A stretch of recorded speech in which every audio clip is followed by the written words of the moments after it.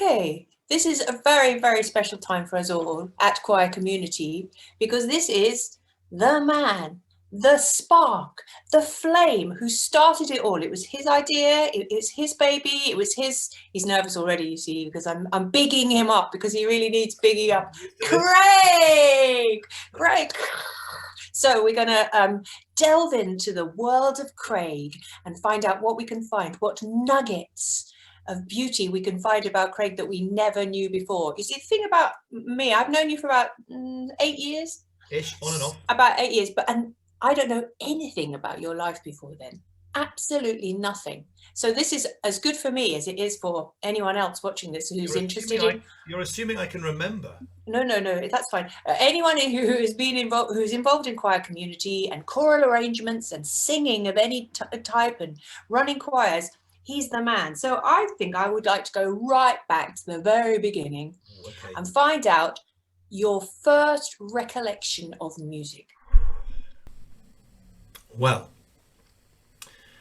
it's a weird one because, and it is, I keep thinking about this. I think it is one of my earliest recollections.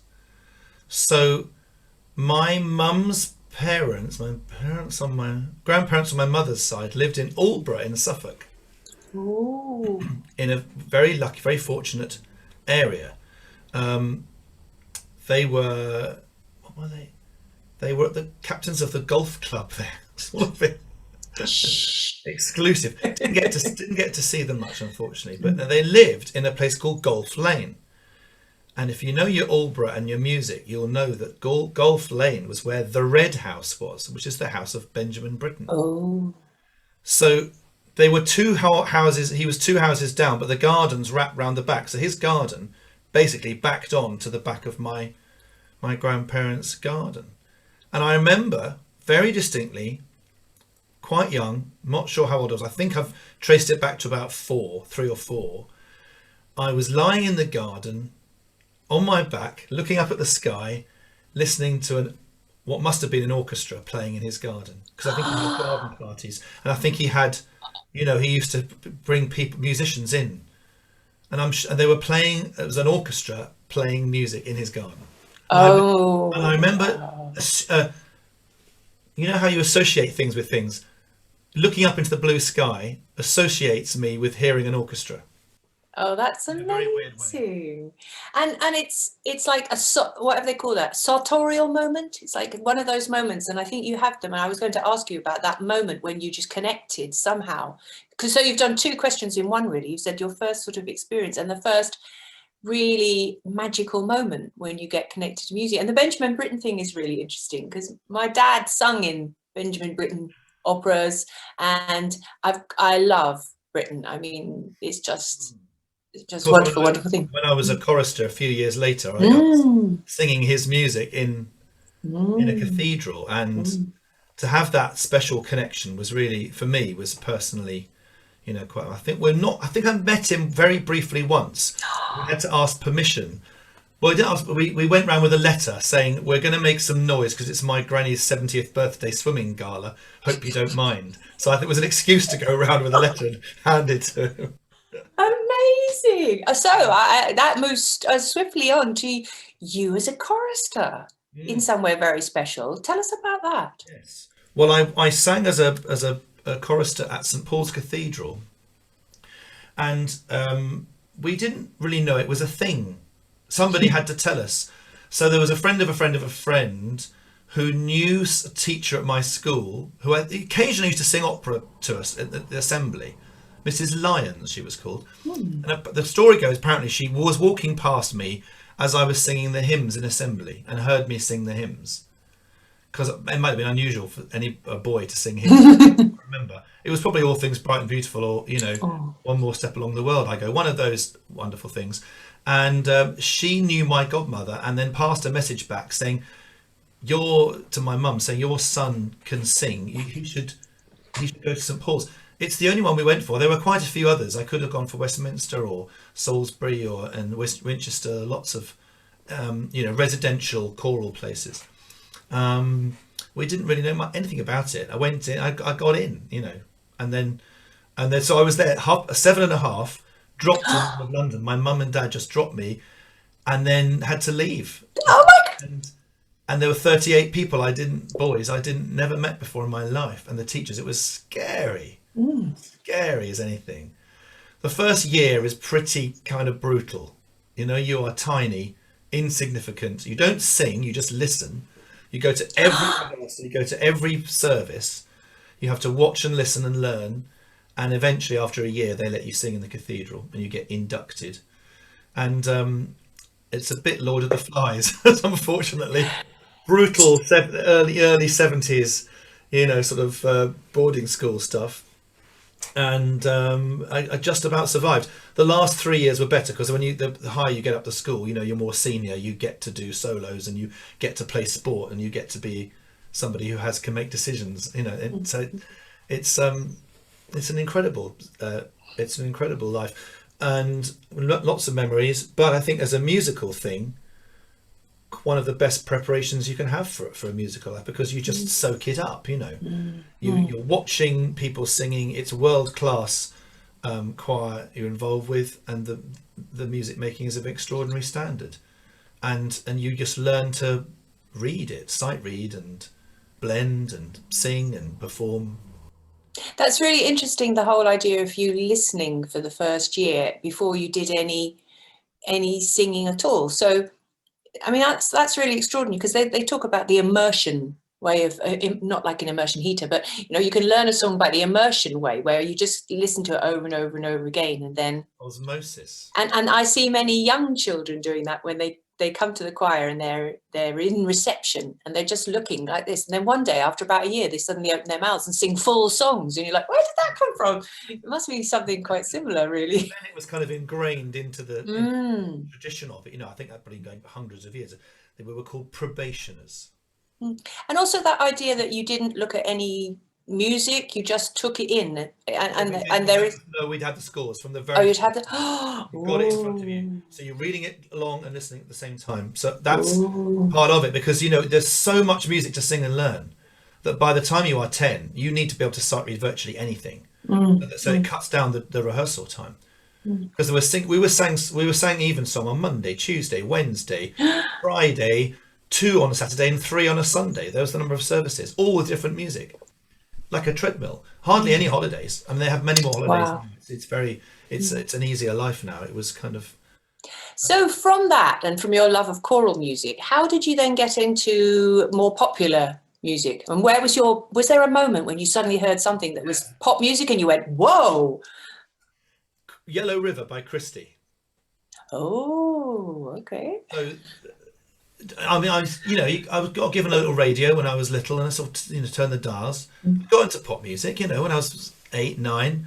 We used to leap around the common room to Queen albums.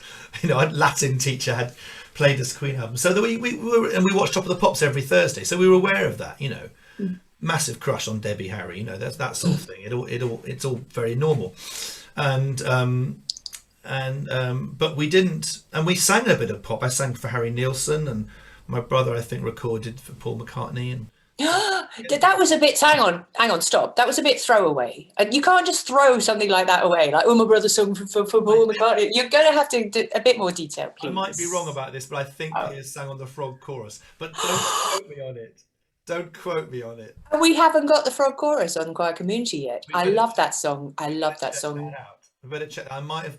Yes. Anyway, that was after I left. But yes. No. So but I've always once a choir boy. I think always a choir boy. Sorry. So did Piers go to the same? Yes. He after me. I left, and a year later he joined. Oh, he's that quiet, doesn't he? Yes, he was also a chorister there. Had a good time, and he had a good solo voice too, and sang the Allegri, the top C's, and the Miserere Allegri. We have recordings. Ooh. Should have been more organised. I think we should have had recordings part of this interview. That would have been really special. And people don't know about Piers. Piers is the backbone of ChoirCommunity. He is the man at the back doing all the work, basically. Is that, would you say that was right? All the technical work, yeah. And has the musical know-how to know what's working, what isn't. Good and what isn't. But our lovely dad used to turn up to everything. Every time we sang a solo, he'd be there with with his secret tape recorder under his jacket. Oh. So we have some old little recordings, some of which we digitized, and that's good memories, you know. Really good. But I think, you know, there's a couple of friends of mine who are choir boys, and it's very hard to get the choir boy out of you. So later on, my later life, when I was at school and when I was at university, and then since then, I've kind of trained myself from working with other people to work in other genres and to try and get them as you know, as professional as the classical choral side. But I've ended up being quite eclectic in my taste, and you know, so I went through the punk era, you know, loved all the buzzcocks, the undertones.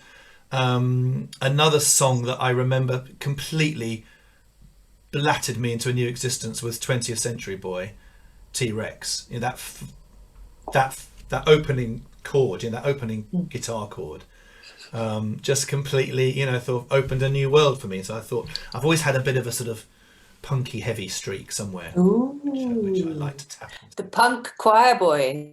That's an interesting one. We should put those together. When I actually, that's what I was called when I led a workshop at Blokefest one year. I was billed as the return of the punk choir boy. Nice. And we did a barbershop version of Get Over You by the Undertones. So that's really amazing, and I'm glad you're going so far back. And I want to sort of jump quite a long way. Yes. Oh, actually, and find out, can you remember the first choir you ran? First choir I ran was, yes, it was at college, at school, the house music competition. Ooh. Yes. So I was in Sydney. There were 6 houses. We didn't have very many instrumentalists, so most of the houses had little orchestras, and there were only 4 of us. And we did a funny thing by David Bedford called Fun for All the Family, which was laid out like a Ludo game, and the adjudicators didn't understand it. So we got no marks for it. We got a standing ovation from the school, but no marks. So, but we won the choir section with The Crown of Roses by Tchaikovsky, and I arranged The Gas Man Cometh by Flanders and Swan, because I like to, you know, something funny, entertain. Sorry, I just need to interrupt. How old were you when you arranged The Gas Man Cometh by Flanders and Swan? About 14. Wow. Like 14, something like that. But we won the choir bit. We got no points for the orchestra bit, so we didn't win the overall. But there you go. It's an experience that stayed with me, hasn't it? Yeah. But I think at the time I said, yeah, I know how to do this. I know how to get people to sing. But I had amazing people who influenced me to watch, particularly Barry Rose at St Paul's, who arrived in 1974. So I had 3 years with him as my choral director, and he was extraordinary. And that makes a big difference, doesn't it? Having a role model, having someone that you've watched, and you can, what do they call that thing? Oh, there's a word, isn't there? One of my least favourite words in the world. Pedagogy. Oh, pedagogy.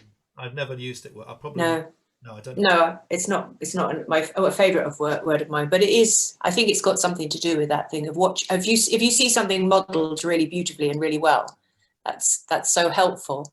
And which leads me on to a question about advice you would give to aspiring choir leaders if you were going to give them 4 pieces of advice about how to lead. All right, one.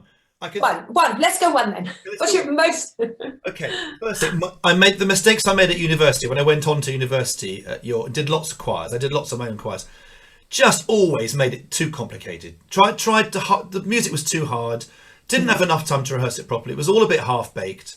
It was all right. It went well. It went okay. It was all right, you know. But it was way over ambitious with the music. And now I'm much more excited about a simple thing done really well. And someone should have told me that from the very beginning, and they didn't. So I've learned the hard way. It's taken me about 40 years. But you know, to have something that's simple and beautiful, and maybe even 3-part, you know. But I mean, that non nobis domine, which I adore, the bird. We were taught that for our Sunday lunch.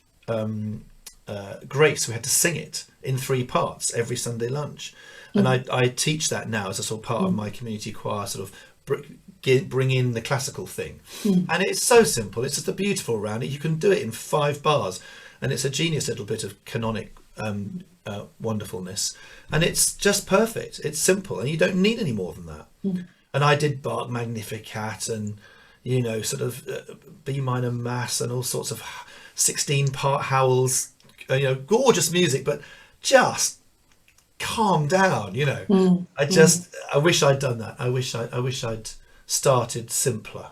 It is a lesson that we find so difficult to learn. I think in all types of creative mediums, whether it's songwriting or art or anything, is that keeping it simple and having space in something and repeating something. I mean, that's the thing I learned about repetition when teaching, is that you can't repeat it too many times, and it's you sing, they sing back, you sing, they sing back, you sing, they sing back. You might do the same phrase 4 times and then move on, rather than singing it once and then it's just copying. That's isn't right. It? So, I mean, it's just instrumental teaching. I teach a bit of piano, occasionally guitar and stuff, and I'm saying it to them, slow it down, play those 4 bars correct with both hands, really slow, and you will and that's what I'm telling them that, but I'm not adhering it to myself. So it's almost like no one taught me to practice. They go away and practice, but no one actually said, this is a really good way to practice. Slow it down, do some bites. The bite-sized chunk thing was something that I learned about, teaching is, and we were talking about immersion earlier, that there's one or the other. You can then link them together. Absolutely. Get that bar right, get that bar right, then do the link, get that right, then do them together. It is painstaking. The muscle memory will come. And so yes, but music. There's so much worth in doing something simple really, really well. And brilliant. Interesting that in ChoirCommunity, quite a lot of the arrangements that people like and have gone well are the very, very simple. Yeah, the ones that you can teach in 20 minutes, and they may have little interesting twists and turns, but it isn't that thing of people think it has to be good, it has to be complicated. I made the same mistake when I first started arranging and just did way too much stuff. And actually the art is keeping it simple, but actually it touching your heart, isn't it? Somehow it's that connection, really. Yeah, you've got to try and touch all the buttons. Yeah. Okay, next question. What is your most, have that moment when you're standing in front of everybody and you're doing this and you suddenly go, if they take me now, I won't mind. That sort of like moment of just utter connectiveness, and it's like a blissful moment. Can you remember a time when that happened to you, when you're conducting something somewhere? Yes, I can. Probably not as many as I'd hoped. It's happened quite a few times with the community choir, nor with the, my brain isn't wonderful at remembering things. And but there was a time when I was at Guildhall, I put a little choir together and we did a Bach motet with 8 people, or 16, 2 apart. And there's an amazing section in the middle of Sing It Dem Herrn, where there's 2 choirs and they have a little conversation. It's so, and it's for Bach, it is pared down to a little more simplified than some of the sort of really fugal mental stuff. It's just beautiful 4-part writing. I can't remember the exact words, but there was a moment there where I thought, oh, we nailed that. And then later on in the same concert, in the Howells Requiem, there's this bit where he's talking about light eternal, lux aeterna. Are you aware of Herbert Howells' composition? And he layers the most wonderful harmonies. I mean, you have to have quite a lot of divisi to make it work. It goes, I think it's possibly 2 choirs and then that divides as well. So it's quite a lot of parts, at least 10 notes in the chord. But it's PPP, it's marked pianissimo, sotto voce, under the voice. And there's this moment where if you get it right, if you get a blend like that absolutely right, where no one is sticking out at all, and everyone's singing, this light, almost see-through sound happens. It's almost transparent. And I remember thinking, oh, excellent, we've nailed that. Look forward to hearing the recording of that. And then asked my friend at the end, did you get the recording? She'd forgotten to press play. It's probably just as well. But actually, transparent sound is such a beautiful image. I'm going to write that down. Transparent sound. Check it out. Lux aeterna in the Howells Requiem. It's just so beautiful to think of a sound that's like gossamer, that's like it's right. beautiful.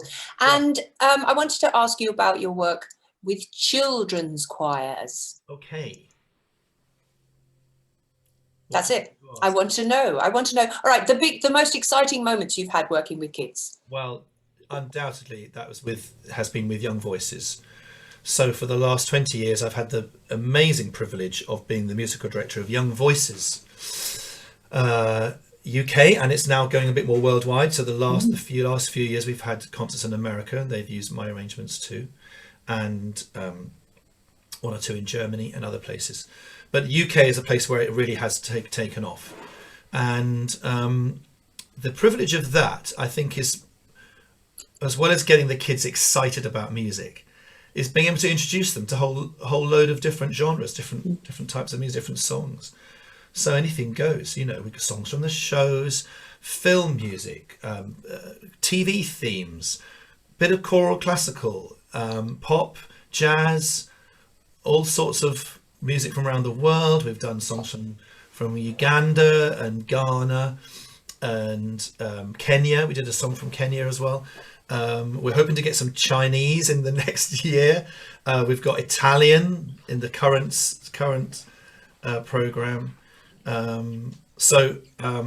Yeah, that's been the most exciting thing, and also writing new songs. And sometimes I've written an original song or two where, I'm just here, sitting here, plonking away on my keyboard, thinking, I think they might like that, hoping for the best. You write a few words, you write some tunes, and you think, well, I hope they'll like that. And when you hear 6,000 children sing it for the first time when they get together, that is what makes it all worthwhile. So do you find that actual idea of writing for someone works for you? Like, do you imagine your choir, or you imagine the kids, or do you find that helps your writing? It hasn't happened as much as I'd like. I had a commission last year actually for the Mayflower. It was going to be 2020, and I had a commission to write something about the 400th anniversary of the Mayflower, that some kids in Plymouth were going to sing. Plymouth, Devon and Plymouth, Massachusetts are going to get together. It hasn't happened. I remember. They haven't been able to fly over, and because of COVID, so it hasn't quite happened the way it would have done. But that was very, very fulfilling. I went down and met the children. We went into Plymouth, down to the harbour. We saw the places where the ship was moored. We saw the plaques. We found there were some names of the children who were on the ship, were sort of love and destiny and desire. So we were able to put those names in the lyrics of the song, and so that was very special. And it's great to have a very specific brief for something, and I do find that exciting, because I think sometimes people say that too much choice doesn't help you. If you restrain yourself, if you restrict yourself to something, that's when the creativity happens. Oh, boundaries. It's a wonderful thing. I think creative boundaries are so useful, I think, with all types of things. So you compose, you sing, you have great technical skills like mixing and producing, and you run workshops, you're an educationist. If you had to pick a favorite, if you were on a boat and they said, right, you can have one thing, you can do one thing, Mr. Craig.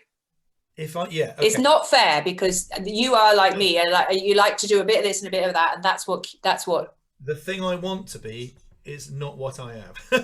And what do you want to be? I would love to be a jazz guitarist. Do you play the guitar? I can't play jazz guitar. I can play a couple of chords, and I can whittle on a little blue scale. That is it.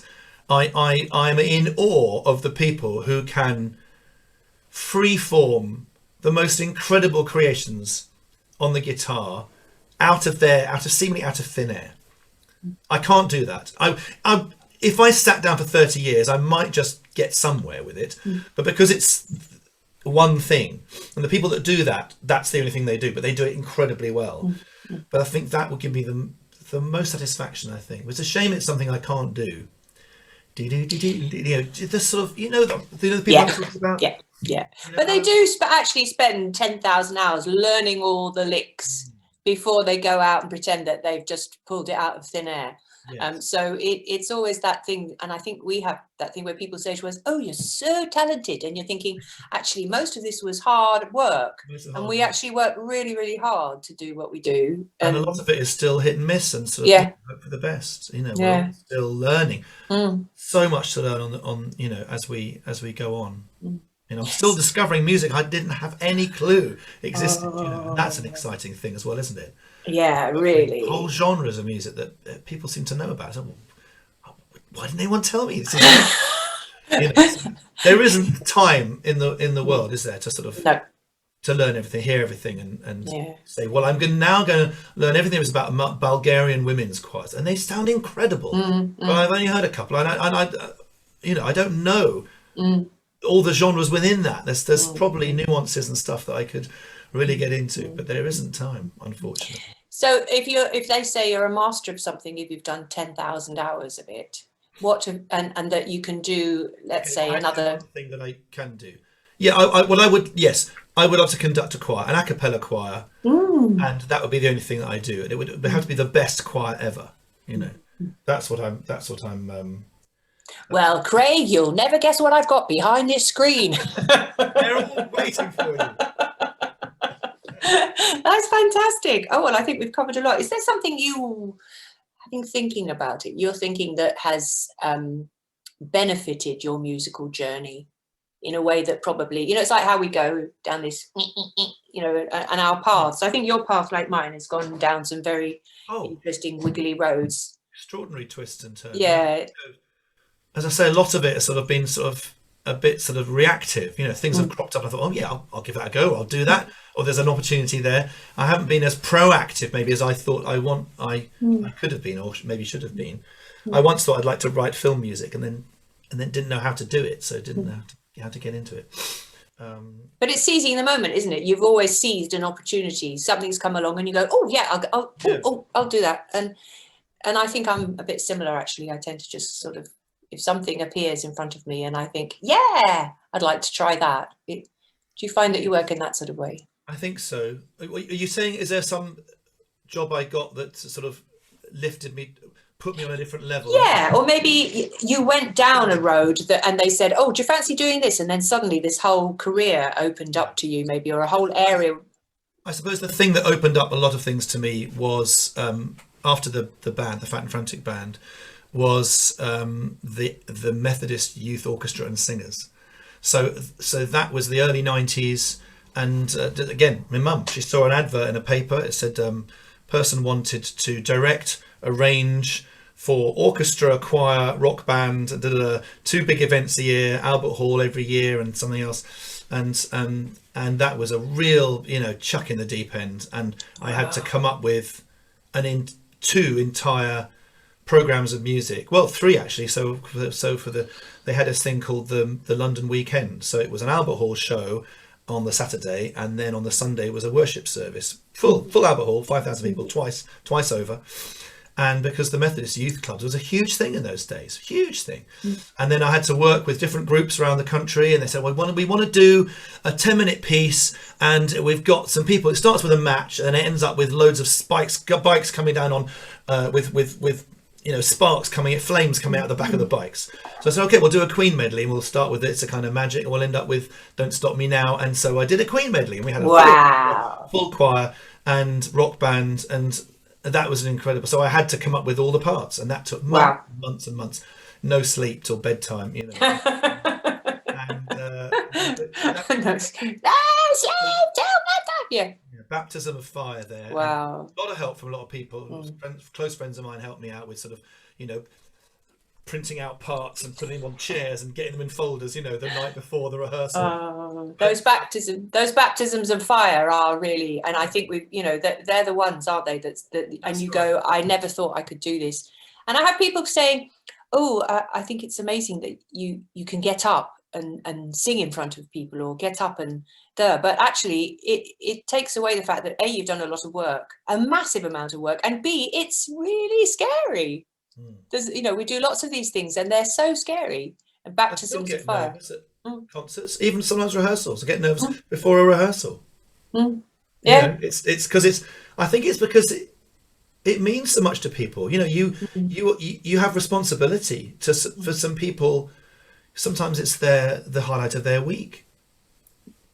Coming to your choir rehearsal, it's an incredibly, what a privilege to hear that someone say that. But actually, you know, if their life is difficult in some ways, they're in a difficult situation, and the only time they can get out of the house sometimes is to come and sing with a group of friends, then that time is really important for them. So it's up to you to make that an inclusive, diverse, happy, you know, interesting, informative, funny, safe place to be. And so that is a responsibility and a really lovely privilege to be able to do that for people, you know. Yeah.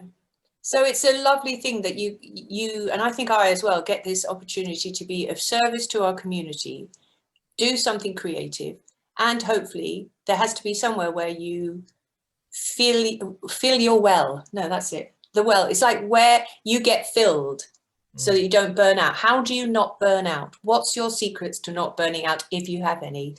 Or do you burn out? Do we all burn out and then go? I think we're all burning very slowly, aren't we? We're all burning slowly out. I found particularly this last year is the importance of time off and time, just headspace, because the Zoom thing and the online thing, and it's been so intense, and it's that you're all concentrated on this tiny screen with these tiny little people, and they're all the same people that you had in the rehearsal before, but it's all kind of just there, and you've got to sort of direct your energy in a different way, and I got very tired. Not only physically, but just mentally, just wasted. And I think I'm trying to sort of pace myself better. I don't know. I haven't quite got the answer to that yet. I'm a lot of people like me to sort of do singing and music when I'm time off. It's a little bit of a busman's holiday there, so I do try and avoid that. I'm a bit of a sport lover. Piers will tell you I'm a bit of a sport lover. I love my cycling. I love my cricket. So if there's cycling or cricket going on, it almost doesn't matter who it is. I could be interested in that. I could watch that, listen to it. So a lot of my time off is sport and food. So I've got into sort of, cooking curries and stuff like that. So I suppose I do have my outlets, I don't watch a lot of telly. It's just the listening to the radio, and the commentary, sports commentary. I think it's a wonderful, what a skillful thing that they do. Those people who, again, it's like the guitarist, the soloists, a good sports commentator. It's like riffing. He's like that, all of them. They're incredible, and it's very lovely to see lots of women now commentating on men's sport. It never used to happen much. I don't know why. It's sort of old school. It's the same thing. This wonderful diversity is happening, and I'm discovering women composers that I didn't know about, and they're just as good as anybody. It's just the fact they haven't had the opportunity to be bigged up like the men were hundreds of years ago.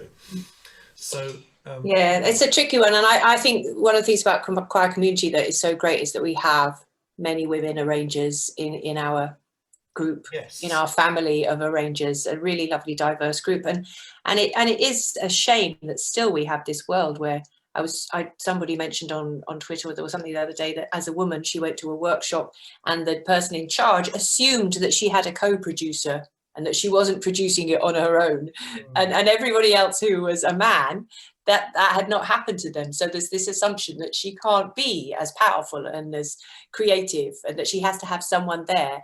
And that assumption that if there was a man in the room or whatever, that she would be getting, it couldn't be the other way around, that she could be the most powerful and he perhaps might be the person who's so I feel we've got a great model with choir community, and it's really embracing women in arranging, which is brilliant. Yes, and a lot of the choir directors are women too. I think there are slightly more women doing community choirs than men at the moment. And maybe that's an interesting comment on the type of inclusivity that those. It's also about community, isn't it? It's about, I think women tend to be more in their community, the grassroots community, and lots of grassroots work, not always, than being the canon of the big thing, whatever. But we might be digressing here from your journey. And I'm looking at our time and thinking, well, we've done 40 minutes already, and they're probably going to have to. But one thing I was really excited about through your journey is that your mum and your dad both picked up on stuff that you were good at, or put things in your way, like your mum doing the Methodist, and you're listening to someone who said, oh, you should go and try the choir. And I know that they were both very creative, but that is something really lovely that they did that. Did you find that generally they were really supportive about whatever path you wanted to go? Oh, totally. Very lucky to have that sort of support. And I think Dad was supportive almost to an embarrassing extent. But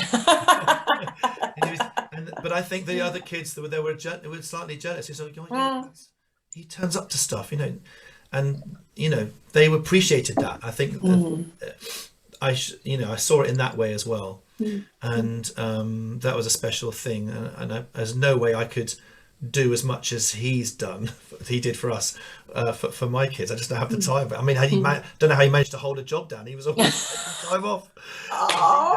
But that was lovely, and I think that sort of support just goes a long way to enable you to sort of breathe, stretch your wings, find out what you can do and where you should be. And it's all part of the journey, isn't it? And the journey's not over yet. There's going to be some more twists and turns in your journey, Mr. Craig. And we just have to say how grateful we are for all the amazing work you're doing with ChoirCommunity in so many ways. And long may it rain, and may it go from strength to strength. Yeah, thank you very much. Yes, it seems to be providing a service for people that they really appreciate. And the thing that is so great is one of the things is the audio, and I have to say that your audio parts are just so beautiful. And if you haven't heard them yet, kids, go and have a listen. It's free to listen. But we're starting to do them together, aren't we, Gitika? You're putting parts on. I'm going to put parts on your song. Where we make a choir together. So that's exciting too. It's really nice. And the Pilchards video. Yes. Well, what can I say? Go and listen to the Pilchard song. There should be a link below. There's more where that came from. Yeah, brilliant. All right. Thank you very much for your time, sir. Thank you, everybody. Have a lovely day. See you all again soon. Bye. Bye. Don't go there.